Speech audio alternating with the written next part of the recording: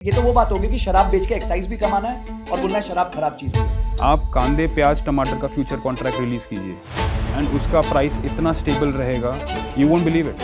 BSc की expiry थी Sensex की और उसी दिन बीएससी ही ग्लिच कर गया। आप किसी भी बिजनेस का इनडायरेक्ट टैक्स कलेक्शन 25% अगर इंक्रीज करते हैं, से अगर आप शर्ट बेचते हैं और आप इसमें 25% जीएसटी इंक्रीज करते हैं, people will be on the streets protesting. But आपने ट्रेडिंग में आके कर दिया और किसी ने आवाज़ भी नहीं निकाली। उनका कंसर्न है कि भाई ये लोग जो है इसको सट्टे की तरह देखने लगते हैं, गैम्बलिंग की तरह देखने लगते हैं, जिसका प्रूफ है कि आज पूरे वॉल्यूम में करीबन 99% वॉल्यूम ऑप्शन ट्रेडिंग है। आप जब सोच रहे हो, जब आपको पता है, डेटा तो आपके पास है कि 89% लोग लॉस कर रहे हैं, तो आप इतनी सारी एक्सपायरी बना क्यों रहे हो? This video is made for educational purposes only and are not meant for financial advice. Viewers are recommended to consult registered financial and investment advisors before making any investment. We disclaim all liability for any loss or damage as a result of any investment that you may consider. We do not promote any finance or investment related courses or products through this channel. Hi everyone, कैसे हैं आप सब। मैं तनीषा गर्ग जोश talk stock market में आपका बहुत बहुत स्वागत करती हूँ। कहते हैं सक्सेस की एक बड़ी खास बात है, मेहनत करने वालों पर फिदा हो जाती है। और आज हमारे बीच में 3 ऐसे ट्रेडिंग के दिग्गज हैं जिनके ऊपर पूरा स्टॉक मार्केट ही फिदा हो चुका है। सो आज हम उनसे ढेर सारी बातें करेंगे, उनसे बहुत अलग अलग क्वेश्चंस पूछेंगे और अपनी ट्रेडिंग और इन्वेस्टमेंट जर्नी को मल्टीबैगर बनाएंगे। So guys, please put your hands together for our first panelist mister Sahil, जो कि सीबी रजिस्टर्ड रिसर्च एनालिस्ट हैं और मात्र 33 की एज में उन्होंने रिटायरमेंट ली है अपनी ट्रेडिंग पावर की बेसिस पे। Sir, I request you to please join our DISE.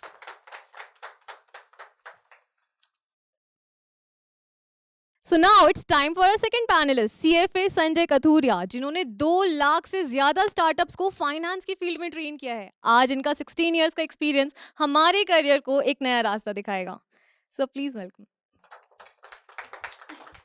Last but our most important guest mister Vibhor, जो कि one of the youngest SEBI registered research analyst हैं और स्टॉक मार्केट की दुनिया में इनकी काफी फैन फॉलोइंग है।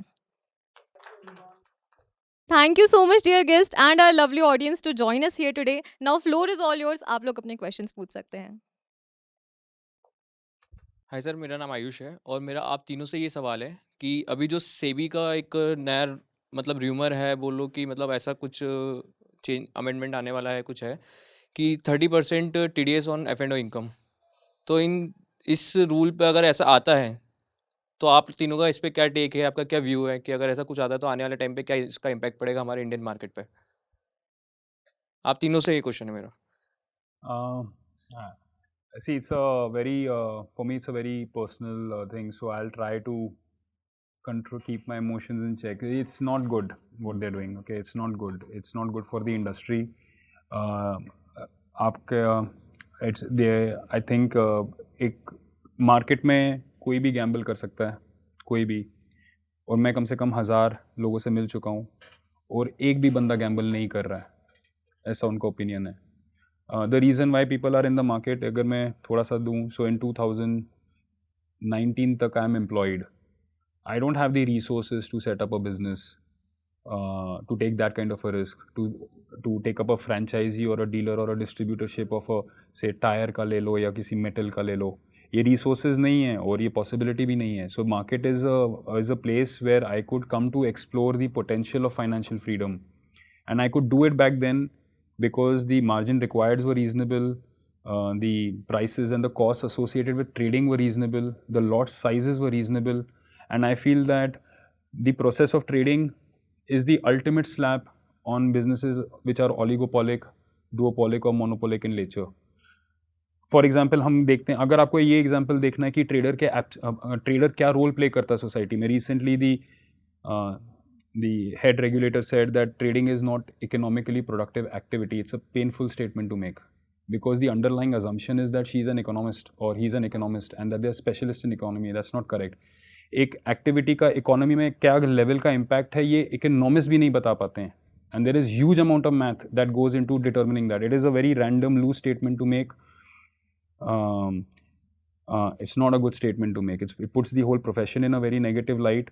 Unfortunately that's the case.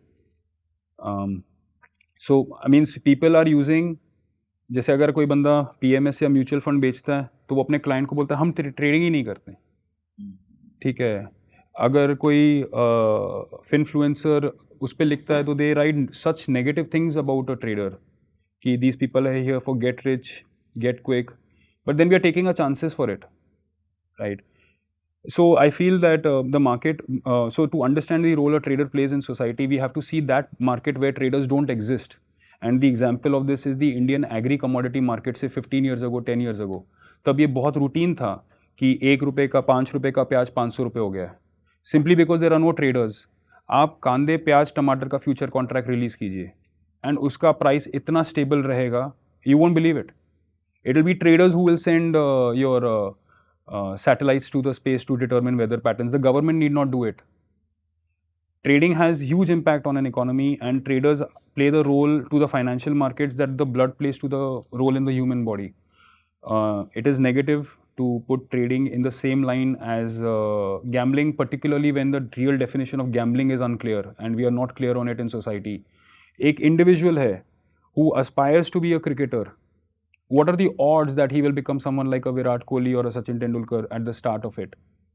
But even if he doesn't become or she doesn't become, the development that the person goes through in the process, you can't take that away simply because it is risky to become or pursue the path of professional sports or something. Similarly, in the process of becoming a better trader, I'm sure many people will that in the process of becoming a better trader, you become a better human being.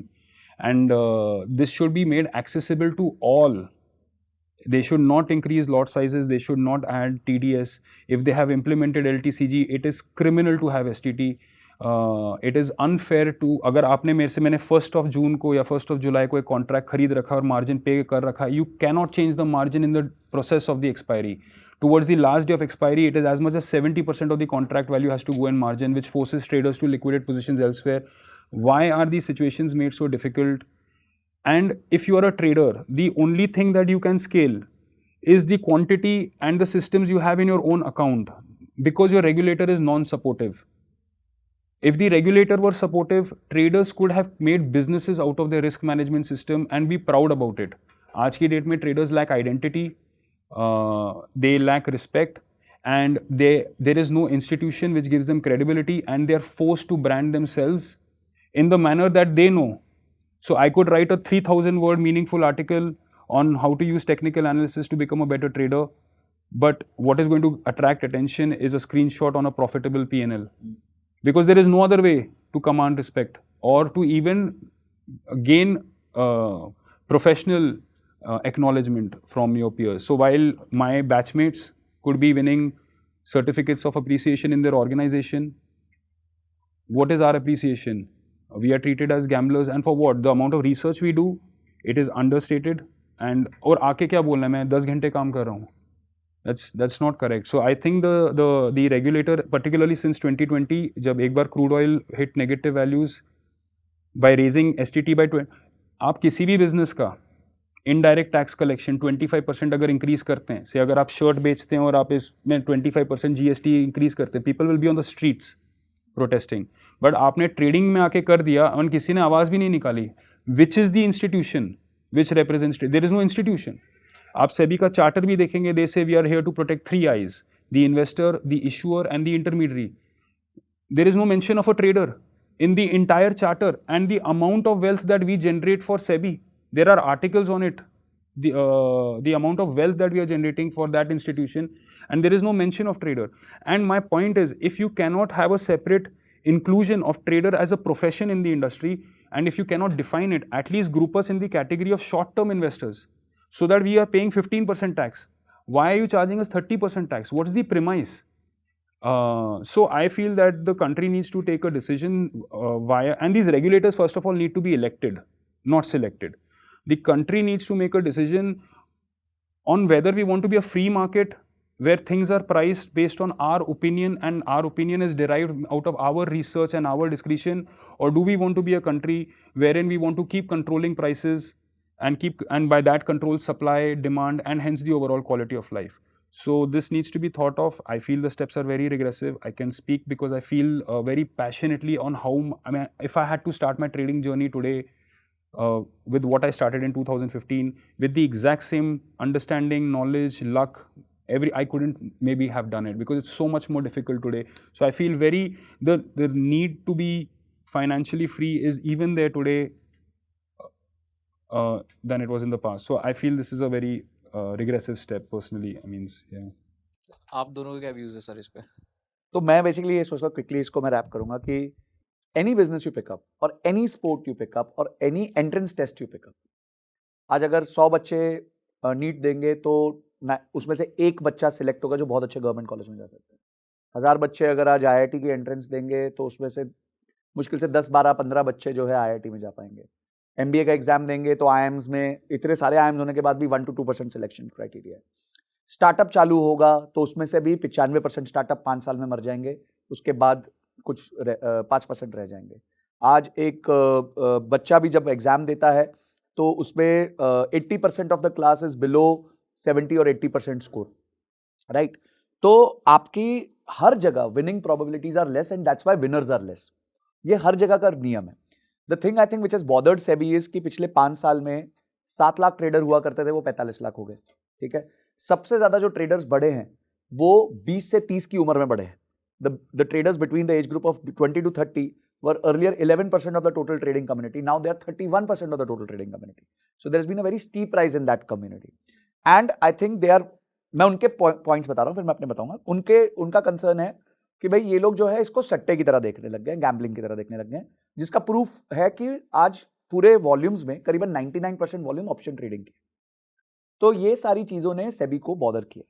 पर क्या ये legitimate चीज है कि नहीं है? ये सबसे लेजिटिमेट चीज है, बिकॉज ये बहुत सालों से चल रहा है। Forward contracts, future contracts, options have been from ages and ages together. ये तरीका होता था चीजों को हेज करने का, चीजों को प्रोटेक्ट करने का। तो ये चीज गलत नहीं है। ये मतलब अगर इस तरीके से देखा जाए तो गलत नहीं है। अगर इसको आप स्पेक्युलेटिव इनकम बना देते हो तो you are taxing somebody at 30%।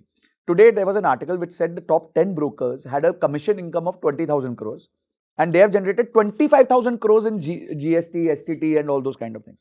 यानी हमसे ये तो वो बात होगी कि शराब बेच के एक्साइज भी कमाना है और बोलना है शराब खराब चीज भी है। तो यही बात अब आई थिंक सेबी इज डूइंग कि भाई आपको पैसे तो कमाने उससे, आप उसको सिन एक्टिविटी मान रहे हो, खराब एक्टिविटी मान रहे हो, कि पर आप उसको कह रहे हो कि पैसे भी कमाऊंगा मैं उससे, I want to earn money from that also. So I think SEBI is confused in itself कि करना क्या है। अगर आप में इतना दम है तो आप अपने टैक्सेस कम कर दो तो बच जाएगा बेचारा trader. You only say that more than 30% of the profits, जो बंदा प्रॉफिट बना रहा है, वैसे तो बना ही नहीं रहा बेचारे, 10% बना रहे हैं, but more than 30% of those profits are going in taxes. तो अपने टैक्सेस कम कर दो, है ना? तो I think this is extremely regressive for a country. For a third party, बाहर से लोग देखेंगे ना तो ये सोचेंगे कि यार इस कंट्री में ना कभी भी कोई कमाने लग जाए तो ये लोग पैसे मांग लेंगे ज्यादा। ये मानसिकता आ जाएगी कि यार हमने अगर मेहनत करी, रिस्क लिया। रिस्क कौन ले रहा है? मैं ले रहा हूं ना, मेरा कैपिटल है, तुम्हारा थोड़ी है। तो मैं रिस्क ले रहा हूं, मैं मेहनत कर रहा हूं, मैं लर्निंग ले रहा हूं, मैं सब कुछ ठीक कर रहा हूं और उसके बाद मैं जाके कुछ करता हूं और मैं पैसे कमाता हूं। तो तुम्हें लगता है यार ये तो बहुत पैसे कमा रहा है, इससे पैसे ले लो। आज अग्निवीर करके एक स्कीम आई है। अग्निवीर स्कीम क्या कर रही है? आपको 4 साल मिलिट्री में रखती है या जो भी उसका थीम है, और उसके बाद आप कहती है कि आप एक अच्छे इंसान बन गए। तो भाई जो जैसे ये कह रहे हैं कि ट्रेडिंग करेगा तो उसको मैच्योर होगा, उसमें इमोशंस का कंट्रोल आएगा, वो स्टॉप लॉस लगाना सीखेगा, वो कहीं जाके बिजनेस में बेटर ही होगा आगे।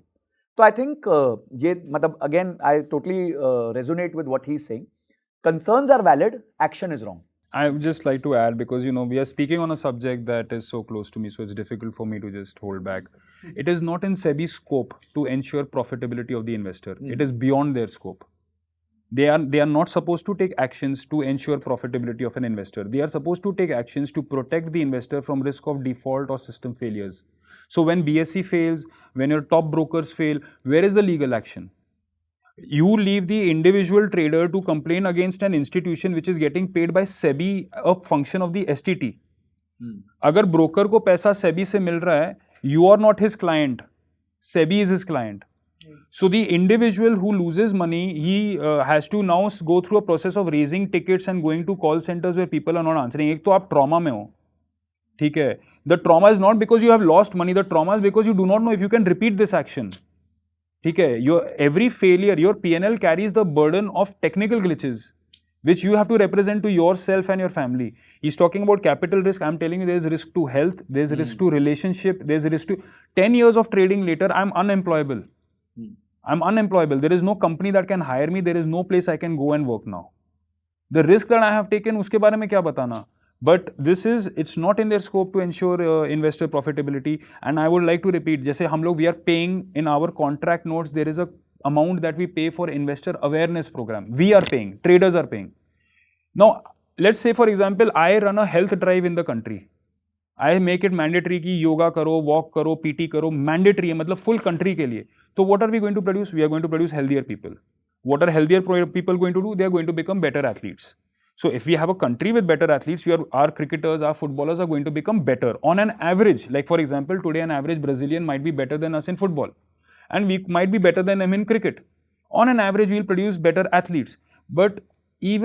And because the average of the society has increased, the outliers would be really shining in that society. Now we will be producing top-notch athletes because the whole society is healthy. But still, the Indian cricket team will only have 11 players. You will have a healthier society, but they will not be professional athletes. Professional athletes की जगह सिर्फ उतनी ही है. और ये जो SEBI का disclaimer है कि 90% traders are losing. They don't need to give that disclaimer. This research is out in Europe in the 80s, 90s because it is mandated by law that the broker has to disclose the trading statistics. And 90% traders losing is a wrong figure. You know what's the real figure of traders losing? Only 5 out of 250 traders are going to break even, which means 1 out of 50 are going to break even. So I'll give you the statistics. 90% losing in 1 year is correct. So for example, आपने जैसे आयुष है ना, आपने सवाल पूछा था. 90% traders are losing money, which means 10% are making money this year, na? From what is the probability from that 10%, again next year this person is going to be profitable. And then again, so the society needs to first define who is a professional trader, a profitable trader.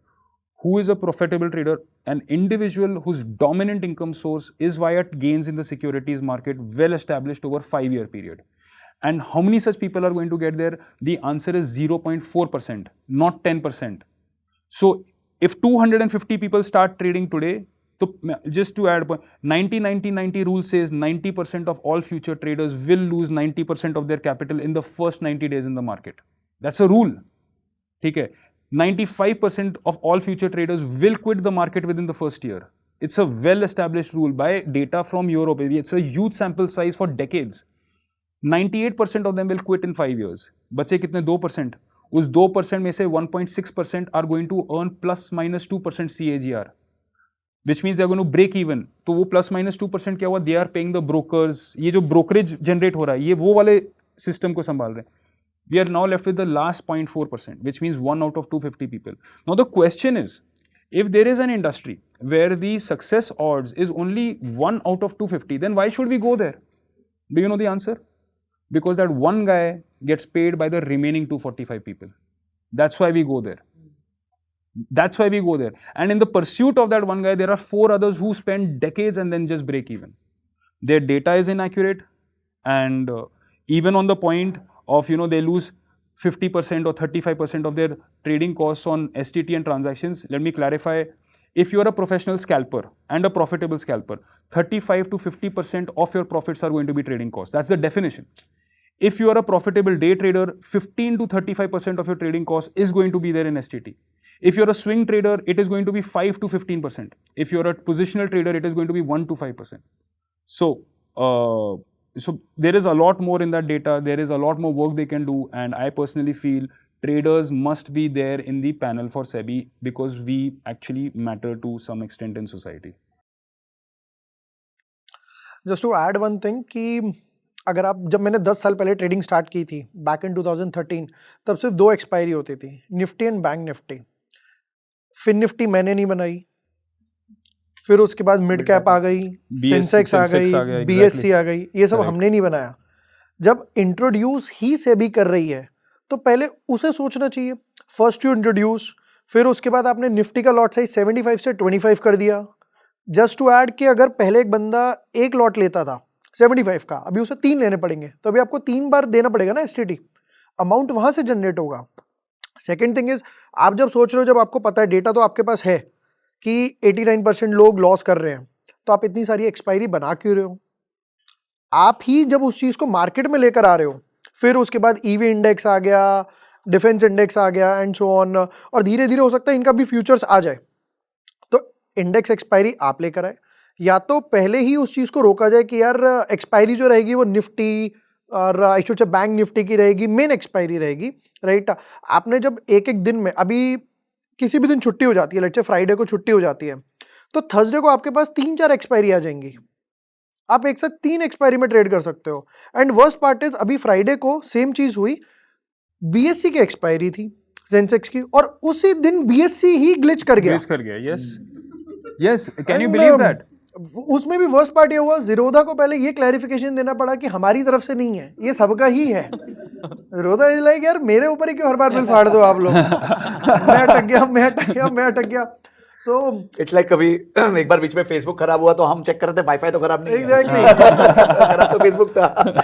So same thing goes in. और अभी जो traders को loss हुआ, जिसको पता है ticket कैसे raise करना है, कंप्लेन क्या करनी है स्कोर्स पे, हो सकता है उनमें से 10 को एक आधा कंपनसेशन मिल भी जाए, बट सबको नहीं मिलेगा ना, सबको कंप्लेंट रेज करनी आती, वो अवेयरनेस प्रोग्राम वहां तक अभी लोगों तक पहुंचा ही नहीं है ट्रेडर्स का। सेकंड थिंग इज, आप एक्सपायरीज अगर आप चाहते हो एफएनओ में लोग ट्रेड ना करें, earlier if you go back, एक ऑप्शन सेल करने का मार्जिन जो लगता था वो कुछ 1 लाख के आसपास लगता था। अभी बोलते अगर आप हेज करोगे तो वो 50,000 तक आ गया। तो वो भी तो रूल आपने ही बनाया ना कि लोग ऑप्शंस को हेज करके करें, तो मार्जिन आपने कम करा। अभी लोग 1 लाख में पहले 1 करते थे, अभी 2 लॉट करेंगे, तो वो तो वॉल्यूम अपने आप बढ़ रहा है। तो first SEBI has to decide कि उनको कितनी एक्सपायरी रखनी है, कितने लोगों को उसमें एंट्री देनी है, नहीं देनी है। और जिस तरीके से ये आई शुड से वोलेटिलिटी चलती है, उस टाइम ऑप्शंस पे भी कैप्स वगैरह लगा दिया जाता है, नंबर ऑफ लॉट्स पे लगा दिया जाता है, ब्रोकर रिस्पॉन्ड You नहीं can't put करता an है। SL. एक certain strike price के बाहर अगर आपका ऑप्शन है, you can't put an SL. You're Exactly. complete at the mercy of the market. And they know it fully well that an option can actually go 500%, 10,000% in a day. It's not like it's something कि ये rarely होता है, ये commonly होता है. And you can't put an SL. And BSc ने फिर clarify भी करा कि यार हमारे पास अभी उतना इंफ्रास्ट्रक्चर नहीं है। अब आपके पास इंफ्रास्ट्रक्चर नहीं है हमारी प्रॉब्लम थोड़ी है। इंफ्रास्ट्रक्चर बनाओ।